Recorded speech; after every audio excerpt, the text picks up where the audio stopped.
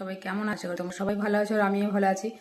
দেখো, আমাদের মেয়েদের কিন্তু অর্ধেকটা সময় রান্নাঘরেই কেটে যায়। তো আজও সকাল সকাল আমি চলে এসেছি রান্নাঘরে, আর আজকে রান্না করছি, চলো তোমাদেরকে একটু দেখিয়ে দিই।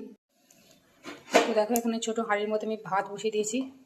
হাঁড়িটা ভীষণই ছোট, এই হাঁড়িটা আমি সেদিন নতুন কিনলাম, তো ওই জন্যই ওই হাঁড়িটাতে একটু ভাত বসিয়ে দিলাম। একদম এক পায়ে চাল রান্না হবে হাঁড়িটাতে, খুব ছোটো হাঁড়ি। আর দেখো, এখানে আমি বসিয়ে দিয়েছি পাটের শাক। একটু ফুটছে পাটের শাকটা, তো পাটের শাকটা একটু ঝোল ঝোল করেই বানাবো।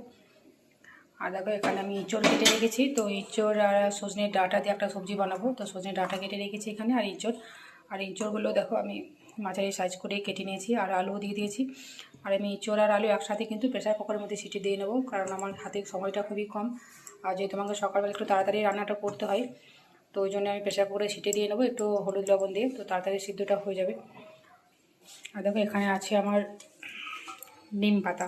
এই কচি কচি নিম পাতা, একদম কচি নিম পাতা। এখন তো শুকনো পাতা সব ঝরে গেছে, তারপরে এই নতুন পাতাগুলো গজিয়েছে। আর নিম পাতা ভাজা এখন বেগুন দিয়ে খেতে কিন্তু ভীষণ ভালো লাগে। আর এই বসন্তকালে নিম পাতা খাওয়াটা খুব ভালো। তো নিম পাতা বেগুন দিয়ে একটু ভাজা বানাবো। তো আজ কিন্তু এইটুকুই মেনু, আর কিন্তু আমি কিছু বানাচ্ছি না। তো কেমন লাগলো সবাই একটু জানাবে। টাটা, সবাই খুব ভালো থেকো।